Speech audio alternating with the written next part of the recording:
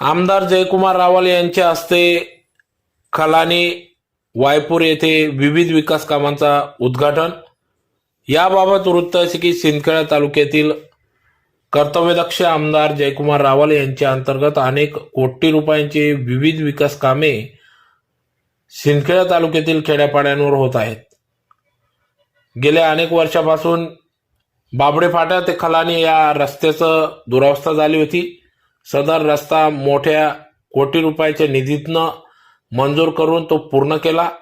त्याचबरोबर खलानी गावात विविध विकास कामे, कॉन्क्रीट रस्ता, गटारी, पथदिवे, महादेव मंदिर यासाठी कोटी रुपयांचा निधी आमदार जयकुमार रावल यांनी दिला असून त्याचं उद्घाटन आज दिनांक 5 फेब्रुवारी 2024 रोजी करण्यात आले। संध्याकाळी 4 वाजता सदर या